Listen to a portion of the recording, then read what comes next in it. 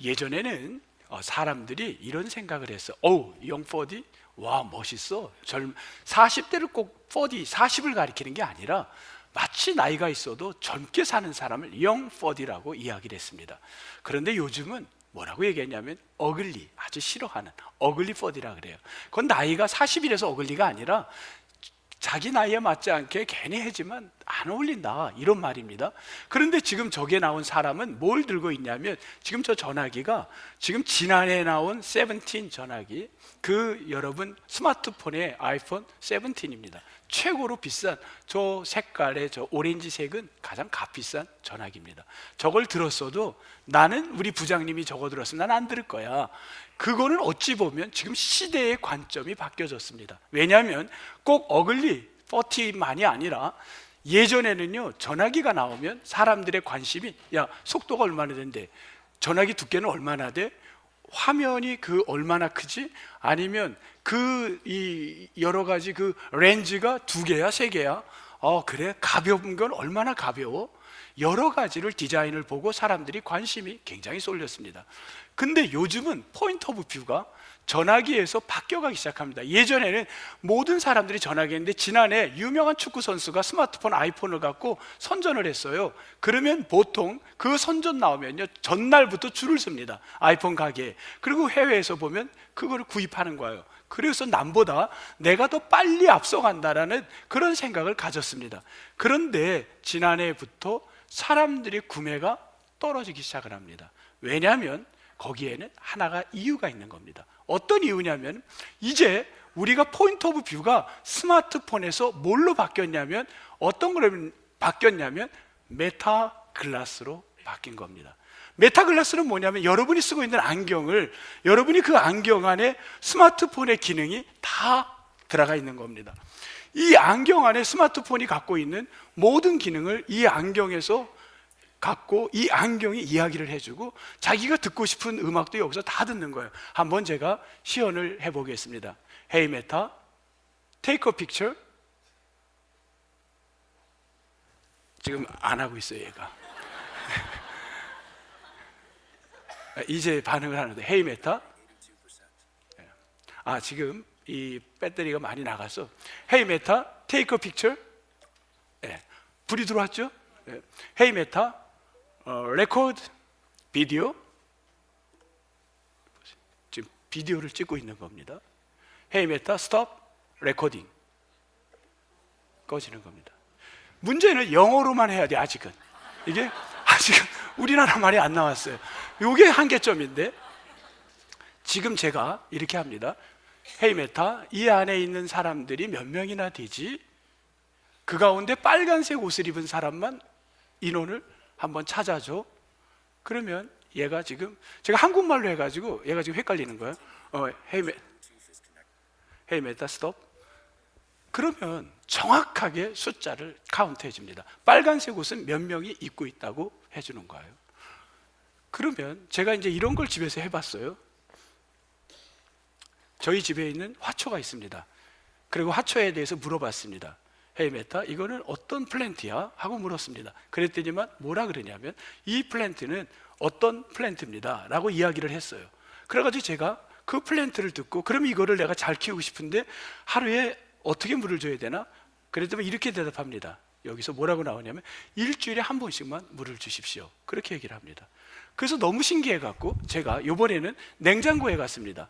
냉장고 문을 열고 제가 안경을 끼고 서치를 했습니다. 그 다음에 제가 이렇게 명령어를 썼습니다.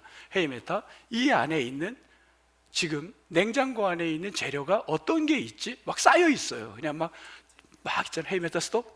그래서 그 모든 게 쌓여 있기 때문에 그것들이 쭉 리스트가 나오는 거예요. 지금 어떤 게 있습니다. 그래서 이렇게 다음 명령어를 했습니다.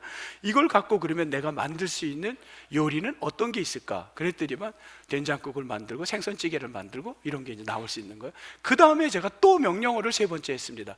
이번에는 그러면 그거를 내가 된장찌개를 끓이고 싶은데 어떻게 된장찌개를 끓이지? 했더니만 그 요리법이, 조리법을 쫙 저에게 알려주기 시작합니다. 그러면 그대로 할 수 있는 거예요. 여기까지는 지금 현재 나와 있는 메타글래스로 가능한 겁니다.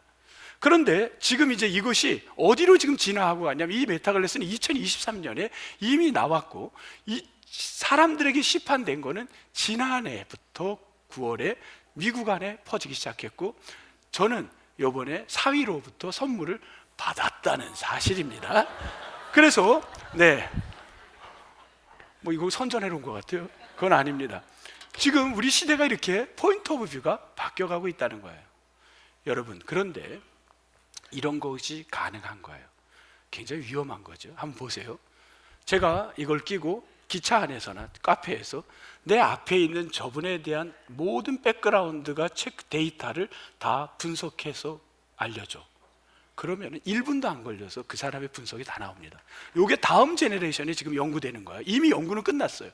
근데 여기는 어떻게 되냐면, 여러분들이 지금 젊은이들은 자기가 데이터를 챗GPT나 여러분이 거기다 질문할 때 자기를 숨깁니다. 왜냐하면 예전에 이력서를 보고 그 사람을 했지만, 이전에 이력서가 없어도 그 사람의 모든 거를, 어떤 걸 이 사람이 네트워크를 갖고 있고 또 이 사람이 어떤 거를 찾고 있는지 자료가 다 나옵니다. 어느 공간에 다 있는 거야. 이 사람이 주로 찾는 서치는 어떤 거고, 이 사람이 주로 좋아하는데 방문지는 해외는 어떤 데였는지가 여러분이 컴퓨터 안에 전화기에 찾는 순간 다 저장이 됩니다. 그러면 그 데이터에서 나옵니다. 이 사람의 나이는 몇 살이고, 춘천 동북에 성가대로 봉사하고, 또 이 사람은 뭘 주로 찾는지, 이 모든 자료가 한 화면에 귀에 들리기 시작합니다. 그러면 사람을 사귈 때 어떻게 할까요? 저 사람하고 나하고 맞는지 보게 되는 거죠. 그러면 이것에 좋은 점이 훨씬 많이 있겠죠. 그러나 위험성은 어떤 게 있을까요? 저는 개인적으로 이 앞으로 우리나라에 이게 이제 한국어로 됐을 때 이게 이제 급속도로 들어올 텐데 어떤 위험성이 있을까? 제 나름대로 3가지의 위험성을 정리해 봤습니다. 메타글라스의 문제점은 어떤 문제점이 있냐면, 사생활이 그대로 노출될 수 있겠죠.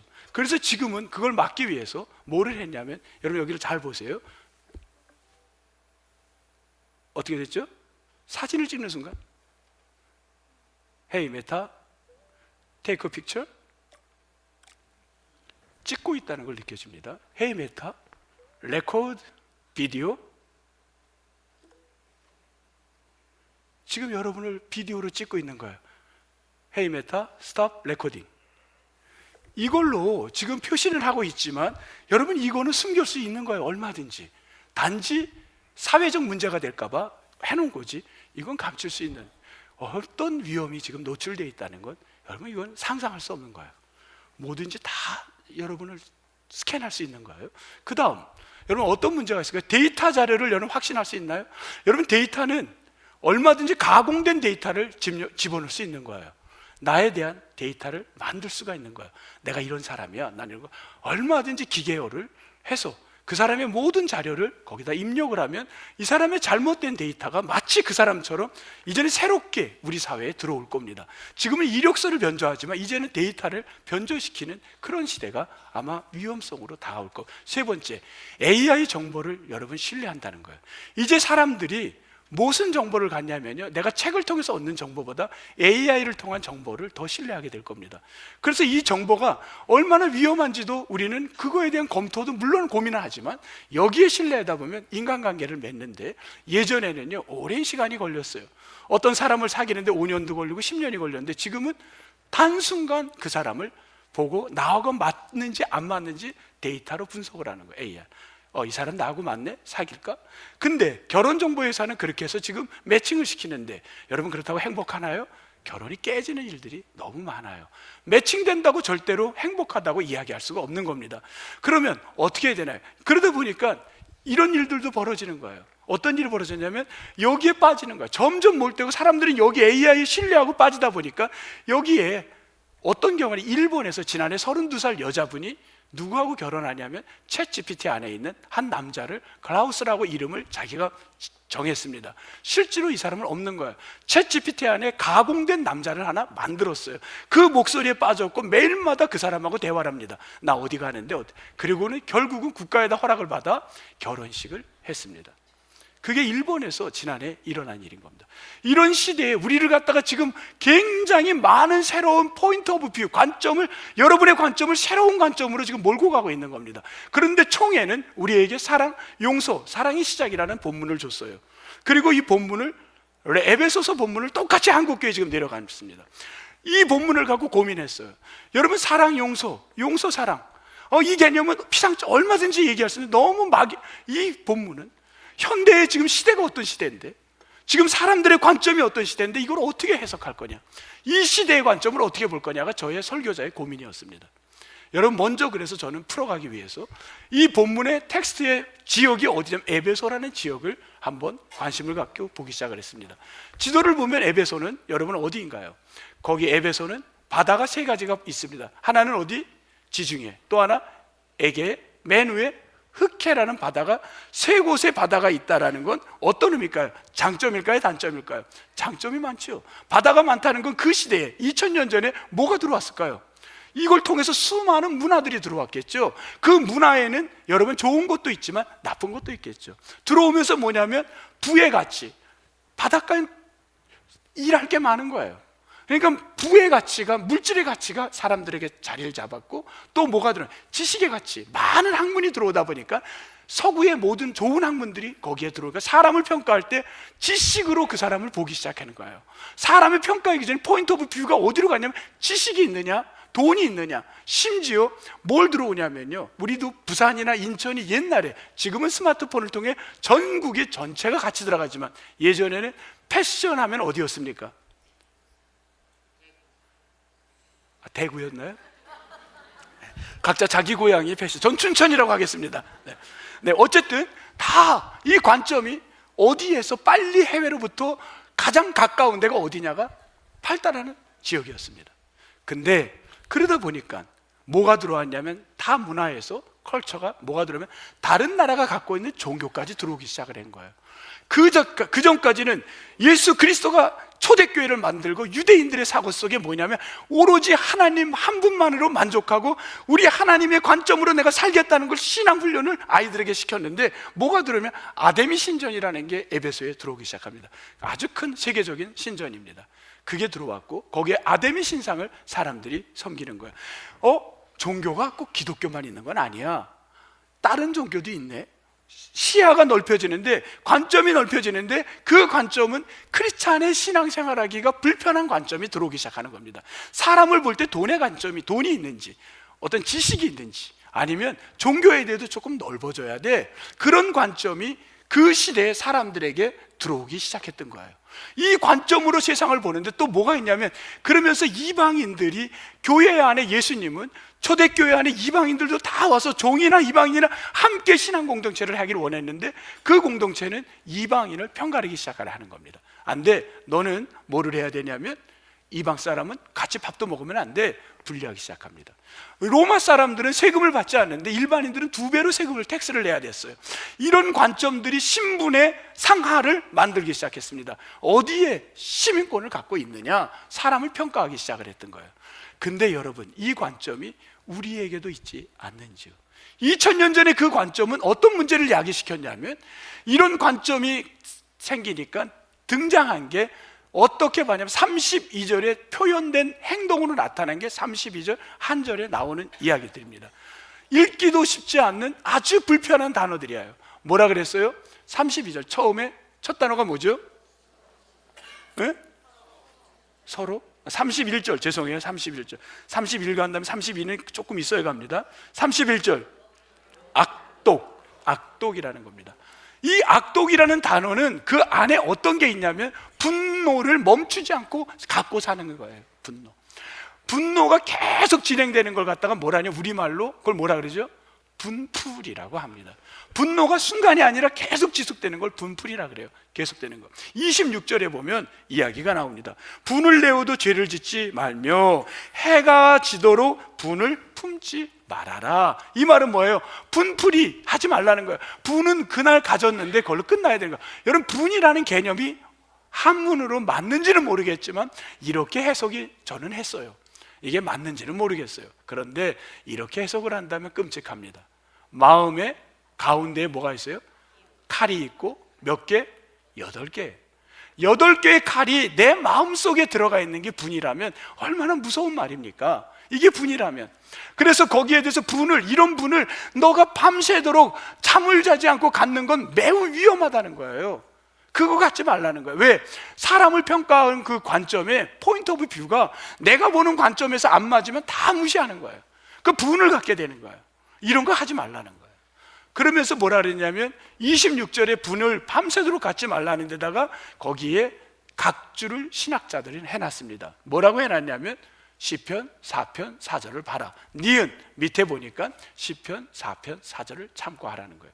시편 4편 4절은 어떤 말씀이 있냐면 여러분 시편으로 건너가 보겠습니다. 시편 4편 4절입니다. 4절 805면 같이 읽겠습니다. 시작. 너희는 떨며 범죄하지 말지어다. 자리에 누워 심중에 말하고 잠잠할지어다. 이 분이 얼마나 많으면 밤새도록 심중에 마음속에 자면서도 그 분이 있는 거야. 그거 하지 말라는 거예요. 그건 안 된다는 거예요. 여러분 어떤 분도 밤새도록 갖지 않기를 축복합니다. 이런 자들이 에베소 교회에 등장하기 시작한 거예요. 왜? 포인트 오브 뷰가 내가 가진 학문과 내가 가진 부와 내가 가진 이방인, 내가 가진 종교적인 색깔로 각자 해석이 달라지면서 분을 품기 시작을 했다는 거예요. 그것 하면 안 된다는 거예요. 그 다음 우리 또 보겠습니다. 또 악독과 노함과 분냄과 이거 다 똑같은 말이에요. 그 다음 떠드는 것. 떠드는 것은 소리를 크게 막 말하는 게 아니에요. 떠드는 것은 어떤 의미가 있냐면 이 헬라어 원어에 보면 여기 읽어보면 단순히 목소리가 큰 것이 아니고 적대적 감정을 갖고 나쁜 의도를 갖고 말하는 사람들이 있어요. 보면은 얘기를 가만히 들어보면 아주 나쁜 의도를 갖고 이야기를 풀어가는 사람이 있습니다. 그건 여러분이 다 판단할 수 있는 이야기들이에요. 여러분 이런 사람들은 여러분 안 된다는 거예요. 이것이 뭐냐면 바로 이런 사람들이 떠드는 사람들이고 그 시대에 자기가 보는 관점으로만 세상을 보고 그 관점으로만 판단하려고 하고 그 관점으로 아내를 보려고 하고 남편을 보고 그 관점으로 세상을 보고 직장 동료를 보고 심지어 크리스찬들 사이에서도 이 관점으로 보려고 하니까 다 이게 뭐예요? 공동체가 깨지는 거예요. 그래서 오늘 여기 32절에 보면 서로라는 말은 여러분 서로라는 말이 공동체를 가리키는 말입니다. 이 공동체 하면은 여러분 교회적 공동체만 생각하는데 그게 아니라 나는 교회하고 관계없어. 맞아요. 관계없을 수도 있어요. 서로는 전 세계가 네트워킹 됐기 때문에 모든 관계가 다 파괴된다는 거예요. 그래서 에베소서의 특징은 통일, 하나됨, 지체의 하나됨, 공동체의 하나됨을 강조하고 있는 겁니다. 공동체가 하나 될 수 있는 길은 여러분의 가정이 하나 될 수 있는 길은 여러분이 갖고 있는 관점의 안경이 그게 다가 아니라는 거예요. 여러분이 잘못 볼 수도 있다는 거예요. 여러분이 입력한 데이터가 잘못된 자기중심적 데이터만 갖고 있을 수 있는 거예요. 이걸로 보면 위험하다는 겁니다. 앞으로 현대는 더 그런 사회가 될 겁니다. 그런 사회에 우리가 어떻게 될 거냐? 오늘 32절에 같이 읽겠습니다. 시작. 서로 친절하게 하며 불쌍히 여기며 서로 용서하기를 하나님이 그리스도 함께서 너희를 용서함 같이 하라. 이거는 그리스도가 가르쳐준 우리의 가치관, 우리가 평생을 간직해야 될 이 가치관을 갖고 2026년을 살아가기를 축복합니다. 우리는 송구영신 예배 때 한 인물을 소개했습니다. 요셉이라는 인물이었습니다. 요셉은 칼을 8개가 아니라 18개를 갖고도 잠을 잘 수 없을 겁니다. 17살에 형들에 의하게 남의 나라로 팔려가서 종노릇하고 거기에서 모함당하고 교도소 가고 여러분 얼마나 억울하겠습니까? 그런데 형들이 기근이나 배고프다고 먹을 걸 구하러 동생인지도 모르고 찾아왔습니다. 그때 그 동생은 얼마나 억울하겠습니까? 그런데 그 동생은 뭐라고 그러는지 아십니까? 창세기 45장 5절 찾아보겠습니다. 여러분 창세기 45장 5절 71쪽입니다. 71쪽 45장 5절입니다. 같이 읽겠습니다. 시작. 당신들이 나를 이곳에 팔았다고 해서 근심하지 마소서, 한탄하지 마소서. 하나님이 생명을 구원하시려고 나를 당신들보다 먼저 보내셨나이다. 아멘. 형들이 한 일이 아니라 이 일 속에는 누가 간섭하고 있다는 거예요? 하나님이 그것을 자신의 어떤 신앙으로 보기 시작을 한 거예요. 그분은 뭘 가졌냐면 그가 꼈던 안경은 어떤 안경이냐면 하나님이 세상을 이끌어 가는구나, 하나님이 주관하는구나, 그 안경을 갖고 그는 관점을 갖고 세상을 보려고 노력한 겁니다.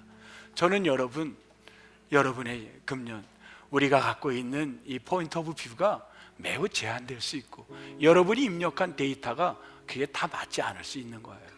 그걸 좀 열어놓으세요. 우리가 그거를 꼭 내가 갖고 있는 데이터가 확실해, 이 사람은 맞아, 그렇게 평가했다가 이게 망가지는 일들이 있는 거예요. 공동체가 깨지는 거예요. 여러분의 포인트 오브 뷰를 확장하시기 바랍니다.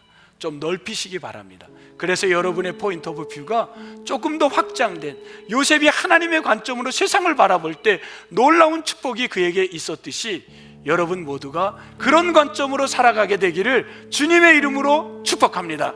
2026년 여러분 용서, 사랑의 시작은 말로만이 아니라 관점의 변화로 확장을 통하여 여러분의 삶에 구체적으로 일어나게 되기를 주님의 이름으로 축복합니다. 하나님 감사합니다. 저희들이 오늘 이 시간 이렇게 말씀을 보면서 하나님께 우리들이 갖고 있는 제한된 사고가 혹시라도 잘못될까 봐 염려를 갖습니다.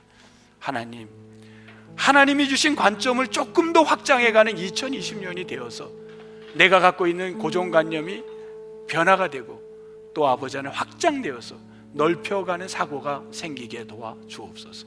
거기로부터 용서가 되고, 아, 그럴 수가 있겠구나, 내가 생각한 게 아닐 수도 있겠구나, 내가 갖고 있는 데이터에서는 아주 이건 나쁜 놈이지만 그게 아닐 수도 있다라는 확장으로, 그리고 우리가 더욱 그 관점으로 세상을 볼 수 있는 눈이 우리 안에 일어나게 도와주십시오.